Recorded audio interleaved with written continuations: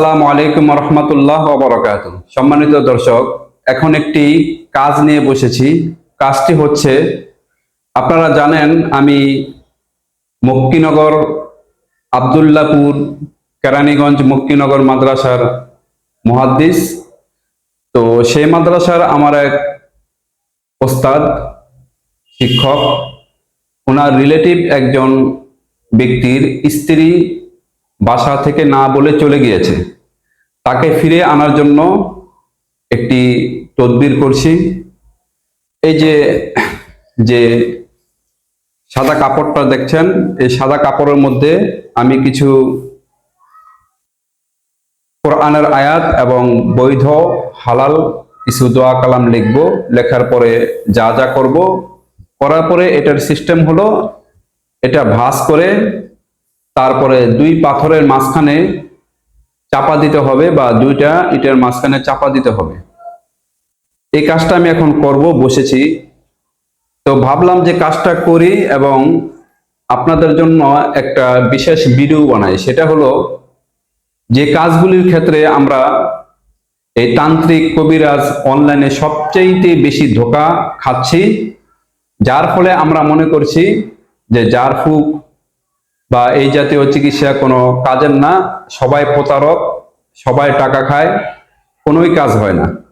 আমাকে প্রায় ফোন দিয়ে বলে যে হুজুর, অনেক জায়গায় টাকা খরচ করেছি, এ পর্যন্ত লক্ষ টাকা খরচ করেছি, কোনো কাজ হয় নাই।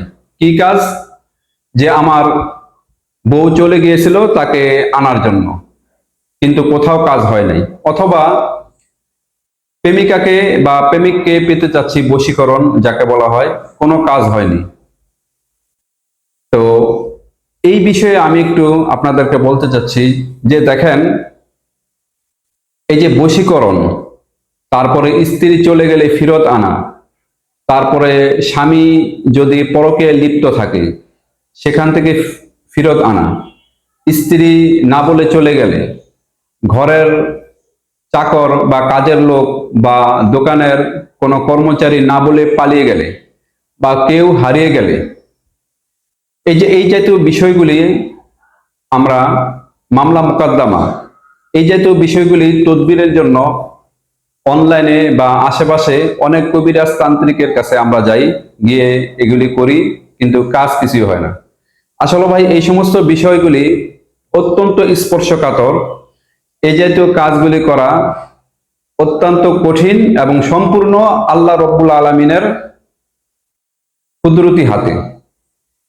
আল্লাহ রব্বুল আলমিনের সঙ্গে কারো ওয়াদা হয়ে যায় নাই যে সে প্রতিটা কাজ করলেই আল্লাহ তাআলা তাকে ফলাফল দিবেন। তবে কিছু নিয়মতান্ত্রিক ভাবে কাজ করলে সেটার ফলাফল হয়, এবং এটার একটা আসর আছে। মানুষের প্রত্যেকটা কাজের আসর আছে যদি সেটার নিয়ম মতো করা হয়। এই ক্ষেত্রে আমি কোরআনের একটা ঘটনার কথা বলি একেবারে সংক্ষেপে, ভিডিওটা বেশি লম্বা করব না। আমরা মুসা আলাইহিস সালাতু ওয়াস সালামের ঘটনা জানি। তিনি তার সম্প্রদায়কে রেখে যখন তুর পাহাড়ে গেলেন, এই ফাঁকে একজন পাপিষ্ঠ, তার নাম হলো সামিরী। এই সামিরী, তার মনের মধ্যে একটা কুমন্ত্রণা শুরু হলো। শয়তান তাকে কুমন্ত্রণা দিল, যার ফলে সে সমস্ত সম্প্রদায়কে বলল যে তোমাদের স্বর্ণগুলি একটা গর্তে রাখো। রাখার পরে সে এটাকে একটা বাছুর বা গরুর আকৃতি সে তৈরি করেছিল। তারপরে তার কাছে রাখা এক মুষ্টি মাটি ছিল, এই মাটি সে গরুর উপর নিক্ষেপ করেছে, ফলে সেখান থেকে হাম্বা হাম্বা শব্দ বের হতেছিল। ফলে সামিরী বলল যে মুসা আলাইহিস সালাতু ওয়াস সালাম তোমাদের জন্য যেখানে গিয়েছেন ওইখানে আসলে আল্লাহ নাই, ওইদিকে আল্লাহ না, আল্লাহ হলো এই যে তোমাদের এই বাছুরটা।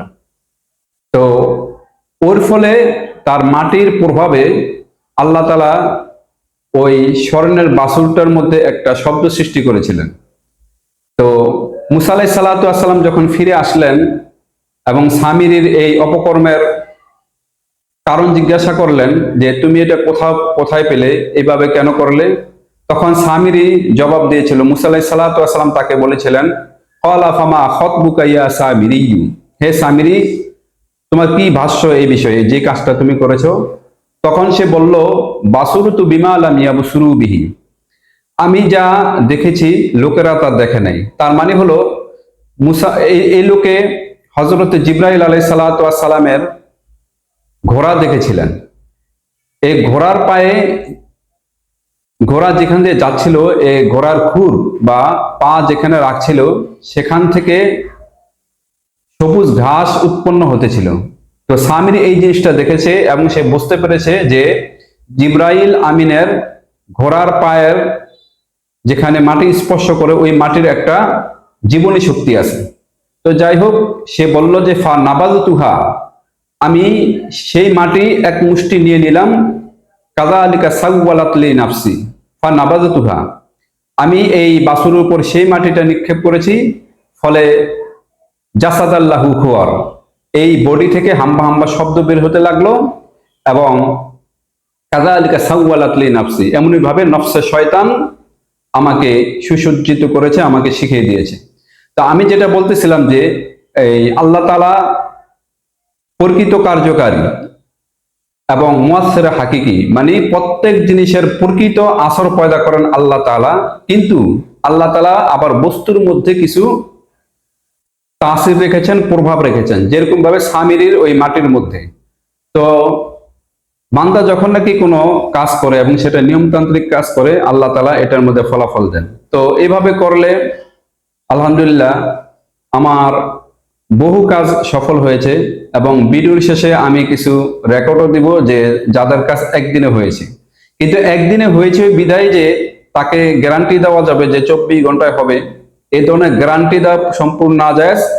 আর এই কাজগুলি, বিশেষ করে যারা এই কাজের জন্য আপনারা অনলাইনে কাজ করেন, একটা কথা আপনারা মনে রাখবেন, এই কাজগুলি সাধারণত হতেই চায় না।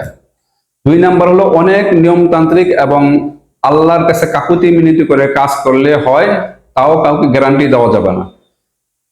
আরেকটা সবচাইতে বড় বিষয় হলো যে এই এই জাতীয় কাজগুলি জিন চালান দিয়ে করা। হ্যাঁ, আপনি কোন তান্ত্রিকের কাছে ফোন দিবেন, কবিরাজের কাছে ফোন দিবেন, হুজুরের কাছে ফোন দিবেন, আর বলবেন যে এটা দূর থেকে করে দেন জিন চালানোর মাধ্যমে। আপনারা এই কথা সারা জীবনের জন্য মনে রাখবেন যে জিন চালান দিয়ে এই জাতীয় কাজ কখনো সম্ভব হয় না। এটা আলিফ লায়লার সেই মিথ্যা গল্প কাহিনীর মতো গল্প কাহিনী, বানাওয়াট। হ্যাঁ, এবং এই জাতীয় কাজ করতে শ্মশানের মাটি লাগবে, ও অমুক তমুক লাগবে, 12 জোড়া কবুতর লাগবে, জিনে 10 কেজি মিষ্টি খেতে চাইছে, টাকা লাগবে, এই ধরনের বুং বাং কথা যারা বলবে এটা সম্পূর্ণ ডাহা, মিথ্যা। এদের থেকে অ্যাভয়েড করবেন। যদি করতে পারেন আপনার টাকা বাঁচবে, সময়ও বাঁচবে। আর কেউ যদি টাকা নেয় সেটা সে নিতে পারে, পারিশ্রমিক সে নিতে পারে, এটা হাদিস দ্বারা প্রমাণিত। কিন্তু বিভিন্ন বাহানা করে টাকা নেওয়া, এটা প্রতারণার প্রথম নিদর্শন, সিমটমস। তো যাই হোক, এই কাজটা এখন আমি করব এই 12টার দিকে, মানে দুপুর 12টার দিকে এটা দিতে হবে। ইনশাল্লাহ কাজ হবে। এই কাজের দ্বারা আলহামদুলিল্লাহ আমি অনেক সফলতা পেয়েছি। এই কিছুদিন আগে পুবাইলে, গাজীপুর পুবাইল, সেখানে একটা লোকের কাজ করেছে আলহামদুলিল্লাহ। এই মাসের কথা, 24 ঘন্টা কাজ হয়েছে। এবং যে সমস্ত লোক টাকা নিয়ে পালিয়ে যায় বা পলাতক, হ্যাঁ, স্ত্রী পালিয়ে যায় বা ফেরত আনা, এই যে তো কাজগুলি হয়, আবারও বলছি যে এগুলির মধ্যে কোনো গ্যারান্টি নয়। তবে নিয়মতান্ত্রিক কাজ করলে আল্লাহ তাআলা কিছু আসর ফলাফল দেন। আল্লাহ রাব্বুল আলামিন সকলকে আমল করার তৌফিক দান করুন। হ্যালো, আসসালামু আলাইকুম। হ্যাঁ ভাই, আপনার নাম জানি কি বলছিলেন? পারভেজ ভাই, আপনি ওই যে গাজীপুর থেকে, কোথা থেকে জানি? গাজীপুর পুবাইল। পুবাইল, পুবাইল, হ্যাঁ। আচ্ছা, হ্যাঁ বলেন। হ্যালো, হ্যাঁ ভাই, জি বলেন। হ্যাঁ বলেন। হ্যালো, হ্যাঁ শুনতেছি, বলেন। আমার স্ত্রী আইসা বসে তো। আচ্ছা, কখন আসছে? এই যে ঘন্টা 2 আগাম দিচ্ছে তো। আচ্ছা, আর তদবির ওইটা চাপা দিছিলেন কোন সময়, কটার দিকে? দিছিলাম ওই যে কালকাতায় দিছিলাম, এমনটাই নেই। ইটের মধ্যে দিছিলেন না দুই পাটের মাঝখানে? ইটের মধ্যে হ্যাঁ আছে। আচ্ছা, ওটা ওইভাবেই থাক 2-3 দিন, হ্যাঁ। আর এই একটা দিছিলাম পানি দিছি পানি দিছিলাম, পানি লাগে নিলে দিয়ে দিছি, উনি খাইতেছে আর কি। আচ্ছা আচ্ছা, একটু কাম হয়ে যাব। আর আর আমার কোমরে আছে তারি। হ্যাঁ, ওইটাও রাখেন, 5-6 দিন রাখেন, এক সপ্তাহ পরে ফেলাই দেন। আরেকটা গাছে হ্যাঁ দিছিলেন না, ওটা করতে হবে, হ্যাঁ ওটা ওইভাবে থাক। হ্যাঁ, ওটাই যাবে খাই। তো মোটামুটি এই 24 ঘন্টা পরাইলো না? হ্যাঁ হ্যাঁ, গেছিল কয় মাস আগে? এই আজকে 12 দিন। আচ্ছা, আল্লাহ ভরসা, ওটা খাওয়া না? আচ্ছা ভাই, আচ্ছা দোয়া দরখাস্ত। আচ্ছা আচ্ছা, আচ্ছা, আসসালামু আলাইকুম। আর তো কিছু দরকার নাই না? না না, আর কিছু দরকার হবে না। আর সে যেন না যায়, আর না যায় আমার সাথে কিছু বুঝে আচ্ছা, দরকার হবে না। বাকি যদি মতি গতি দেখেন একটু আমার লগে লগে যোগাযোগ হ্যাঁ করেন। হ্যাঁ, আচ্ছা ভাই, আচ্ছা। আচ্ছা।